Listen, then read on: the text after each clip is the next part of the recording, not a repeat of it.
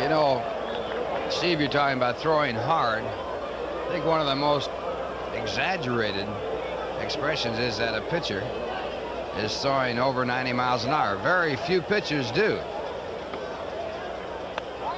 In fact, about 18 of them have been clocked over 90 miles an hour in the history of baseball. And you'll hear that expression used an awful lot. He's throwing 90 miles an hour. But when you look at a fellow like Bob Turley, who was an outstanding thrower, he was clocked in 1960 at 90.7 miles an hour. Now, none of these fellows out here are throwing anywhere near that. Ryan Dern, who is considered a hard-throwing fastball pitcher, in 1960 was clocked at 91.1 miles an hour. 2-2 pitch. Hit hard, but right at her on a hop.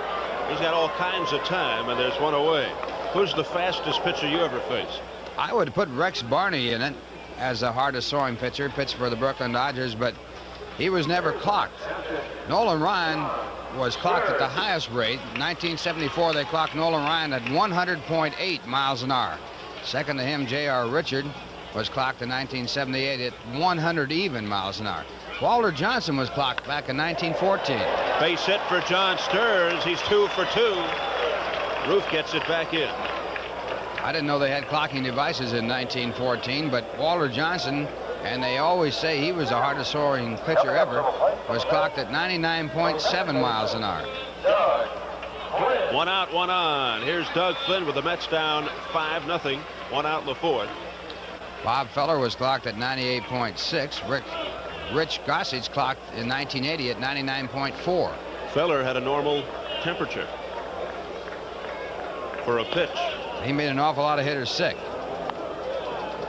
Thermometer went up. But Feller was really a great curveball pitcher, and that's what the big difference is. If you got a great curve and can throw very hard, then you've got it going. Stearns leads with 1 man out. Missing outside to Flynn, 2-0. Sandy Koufax was clocked in 1960 at 93.2 miles an hour. He also had a great curveball. Saw an old film once before they were able to clock it with the Jugs gun. There's a fly ball to right field. It's carrying. Dane Orge flags it down at the warning track. And Stearns has to go back. There are 2 away. Started to say before they had all the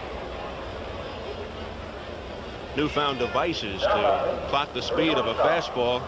Saw an old film where they clocked the Bob Feller pitch by racing his pitch against a man on a motorcycle.